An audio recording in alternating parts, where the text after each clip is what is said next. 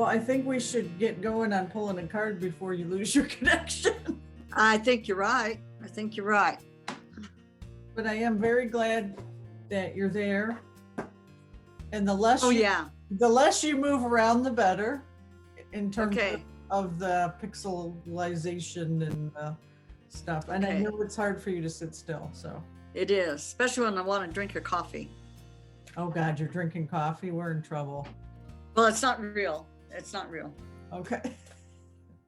It's an illusion. It's an illusion, yeah. So I'm going to back away from the table. So I'm not touching the table. That's good.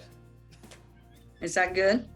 Yeah, because I'm usually like this when you're touching the table. That's what I see. I know. That's what I just noticed. I could see that happening. So.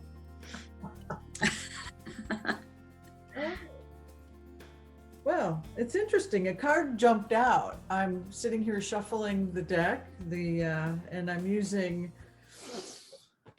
the Enchanted Map by Colette Baron Reed. Okay. And I rarely get jumpers. And you know, I don't think I've talked about the technical aspects of working with cards in a while, but you know, everybody figures out what they need to do with the jumper. Sometimes they say, oh, that spirit, you know, wanting you to pick this card and it jumps out of the deck as you're shuffling. Sometimes it's just because you're really clumsy and you're not a good shuffler, and the cards start going all over, right? And this deck's been very energetic this morning. Actually pulled a card earlier, and then I was shuffling the cards again, and they just kind of exploded all over my room, which hasn't happened. And then now I'm shuffling, and this was definitely a jumper. Usually, if I do have one, it's because, you know, I screwed something up with the shuffling. But this one jumped right out. And it is number 47, Sacred Pool. That's interesting, because that's the deck I use in my car when we go to town from here. Yeah. And that's what I pulled 2 days ago when we went to town. Really? Yeah. Yeah, it's a gorgeous picture. Yes, it is. I pulled this morning. It was my card this morning that I pulled. And believe me, I've been, really? Yeah, and I'm shuffling the deck pretty well. So between you pulling it 2 days ago, me pulling it this morning, and it jumping out now, I think it's worth a repeat, eh? Absolutely. All right. Number 47, and it did come out in the upright position. Yeah, for me also. It did not this morning. It came in the reverse position this morning for me. So it's interesting. Yeah.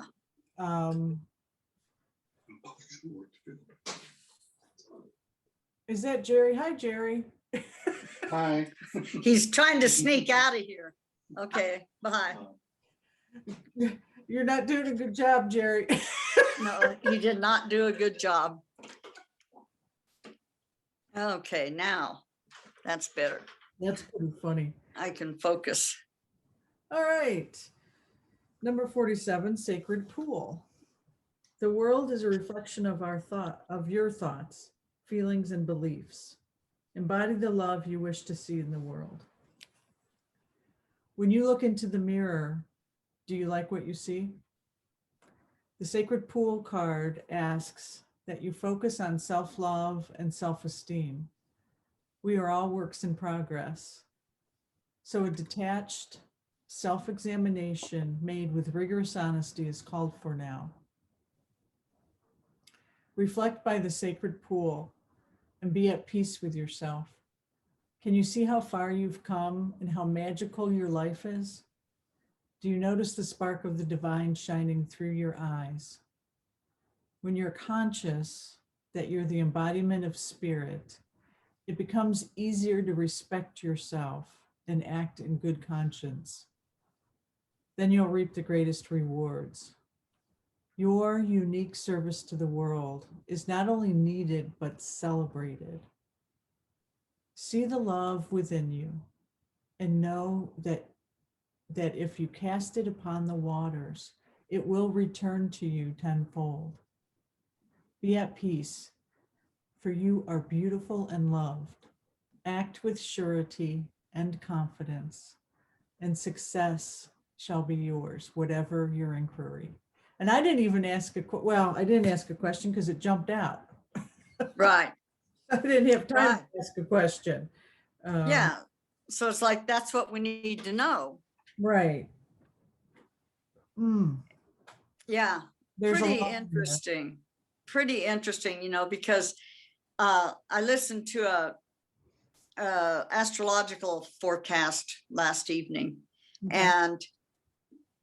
and it talked about Monday, Tuesday, and Wednesday being pretty like severe. And then I got a message from the universe that I get all the time, and it said, don't worry, if you think you're not getting enough clarity, that's a sign that you're heading in the right direction, because you're wondering if you're getting enough clarity. Interesting. And I thought, oh my gosh, I needed that. I needed that. I needed that, you know, because it has seemed rough. It has seemed like, what difference have I made? You know, what have I done? And then here we are, and nothing's changing. And, you know, I was beside myself. And then it was like, wow. That's kind of the tone of voice I got, you know. Wow. We give you a nice place to sit while you wait for the big event, and you think you have to own it. You think you have to do this. You think you have to do that. Wow. Yeah. You've got Wow. a voice going on there. So it's pretty interesting how things happen, you know, that we need to just be. Yeah. Which is the hardest thing in the world for humans, I think. I think for a human being, it's hard to be.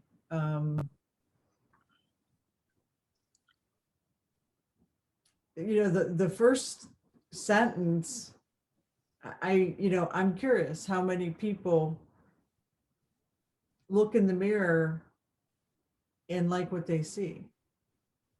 Right.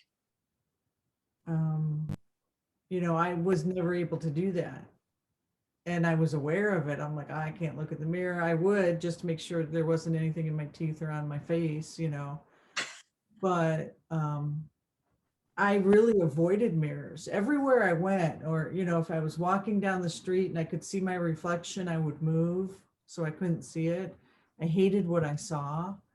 And it just became part of me. You know, I didn't even think about it anymore. I just kept avoiding.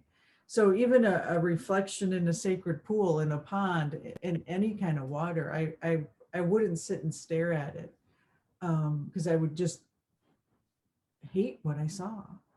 And I know as I started this journey, I kept meeting people that said the same thing. You know, especially women that just really struggle looking in the mirror at themselves and saying, I love you, to yourself, right? Into that sacred reflection. I see you, you know, and I had to start with that. I couldn't just jump to, I love what I see, you know, I love that reflection Right. of myself. I had to start with, all right, there you are. Settle down now. Just, all right, I see you. You know, don't go crazy now with all that love shit. So I had to work up to, and I do the Ho'oponopono in the mirror now. You know, I love you. I'm sorry. Please forgive me and thank you. And I've talked about that on here before. When a good friend of mine suggested that I do that, I thought she was fuck nutty. I can't even look in the mirror, let alone say that in the mirror to myself. But that's how we start. That's how we start Right. understanding that Christ consciousness inside of us. Because once we can do that, I think then we're able to connect more with that. Right. that part that's in you and everybody else. So if I hate myself, I hate you. Yeah. You know, I mean, that's how I break it down now. I know I got really deep really fast. Sorry about that, Joanne. No, I love it. But it was a little different for me. I didn't avoid mirrors. I found them all the time and then would judge myself for everything. Yeah. And then when I was doing a business where I did body wraps, I was beginning to learn more. And I would hear ladies say, God, I hate my thighs. God, I hate this. God, I hate that. You know, and I'd say, oh my gosh, they hear you. Right. Don't say that, you know, but we do. And we're that judgmental because we've grown up in a world that leads to that also, you know, the magazine articles, the TV commercials, the perfect woman.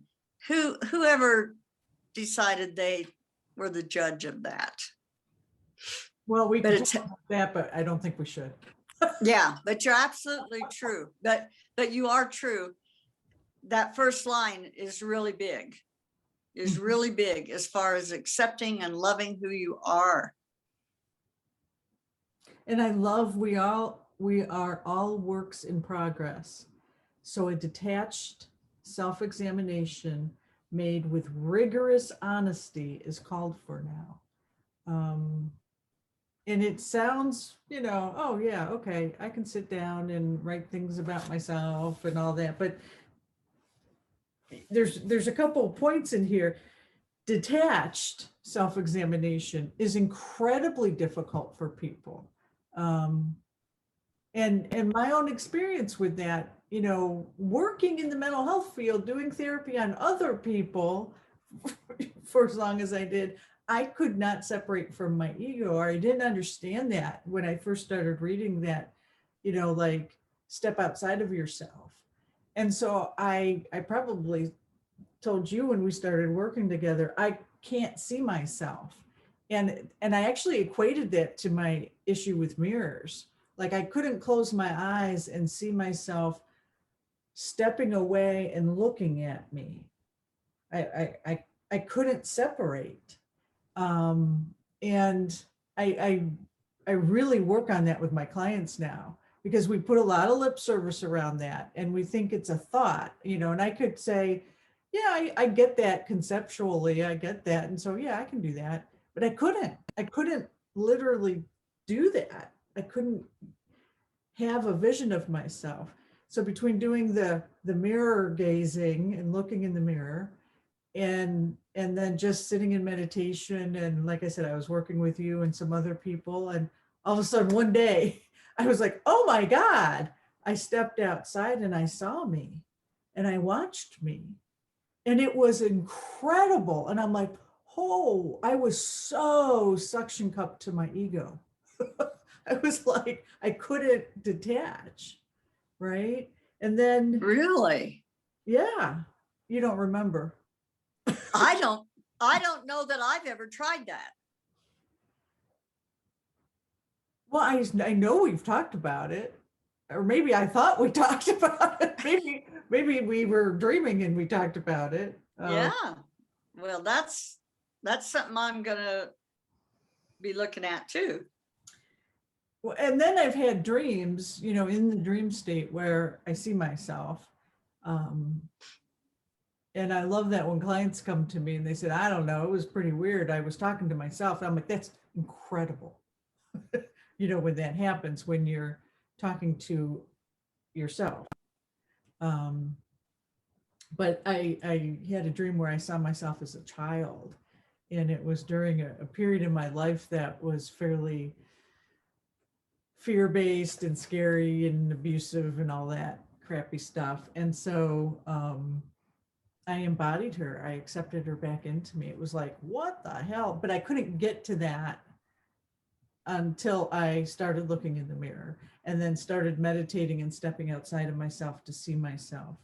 And then, so when she says we are all works in progress, so a detached self-examination, for me, that's how I have to get stepping outside myself, because then I'm neutral. You know, I'm like the neutral observer. you know. Right. I'm not judging what I see. I'm just observing. Made that self-examination made with rigorous honesty is called for now. And rigorous honesty is a word that's thrown around a lot.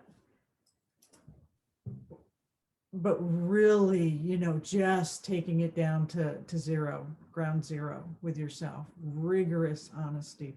And that's a tough one to talk about, how to do that, right? But when you're in that detached state, if you're truly in that neutral observer state, I think from that place is where that rigorous honesty can emerge. So, Yeah. And I think this card was for me. But anyway, I think that detachment is when you are more into your Christ self or your I am self, yeah. which are the same. And then you can look with detachment and love. detachment, loving detachment, I Yeah. will say. It's unconditional Yeah. in there. Yeah. Absolutely. Yeah. Yeah, that's the only way I can see my ego. And so now I recognize it, and I'll be in certain situations. It's like I've had other clinicians ask me, like mental health clinicians say, well, that sounds like dissociation, which is a clinical phenomenon when people primarily who were traumatized just leave their body during triggering events, right? So, so say when you were young, somebody came in and shot up your house, and so now as an adult, when you hear gunshots, you go somewhere else. That's dissociation. And so when you start talking about that detachment, they're like, well, isn't it the same thing? And that's a great question, but it is the nuanced difference is you're doing it on purpose. When you dissociate clinically, you don't even realize you're doing it. It's an automatic response. It's that your system does, because it doesn't realize that you're not necessarily in that same situation. It's like Pavlovian bells. You ring the bell and salivate, and you don't even think about it. I'm sorry, I'm getting all over the place today, but when you do that detachment, you purposefully do it. So it's a little different. Right. Who knew we were going to talk about detachment today? Yeah, but it's very interesting, and it came to mind when you talk about the dissociation too. I've done soul clearings for people that have more than one soul, and that's because the abuse and the trauma was too much. Another soul would come in and handle that. And until they were ready to let go of that particular thing and embody all of it themselves, that other soul stayed. So, Wow. yeah, but it sounds like it's all related, or it all comes around somehow. Yeah. Oh, yeah. That's fascinating. So, wow. I have a lot of questions around that, but I think we'll have to Yeah, for another episode. But sure. that's fascinating. I talk about a self, a part of your soul leaves, and then the way I look at it from maybe more of a psychological viewpoint is something is created to deal with that within you. I call them parts of you. And so one of the big pieces that I work with my clients is giving those parts a voice, and then retiring them and giving them gratitude, because they think they're protecting you. They took on that burden, but they're still active, and they don't realize that you don't need them to be in control anymore. And so we help, either release that part of you or give them a different job. So that's very interesting. Well, yeah, and that just brings up more, this could just go on forever because we do lose soul parts too, as you well know. Right. And those we want to bring back. Correct. So yeah, I see the roots of a tree right now. Yeah. Because there's all kinds of different paths. And you're talking people can be about on the shamanic spiritual work of it. And yeah, I will refer people to people like you and other people that can do that kind of work. I don't, it's interesting because, it's happened. I have a client in particular that we did so much part work that what happened was her, those pieces of her soul that left during the trauma that, I talk about the bone collector holding on to, and we can always retrieve those. They just kind of came back once those other voices in her were allowed to express themselves. It was fascinating. And she did such incredible, hard, intense work, but I saw those pieces come back to her. Totally different person, looked different. I mean, it was crazy how different she looked. Well, see, and that's when you say, I defer to somebody else on something. What you're doing literally is bringing the two methods together. You're bringing common ground. You know what? If we go blank, it's because my phone died. So we may not get a activation in today. Okay. But anyway, I'm saying you are, because of your knowledge of the other side of this, the psychological side of it, you are actually bringing the two to a compromise of sorts, and it makes you really, really a profound healer. Well, thank you. That's uncomfortable, but thank you.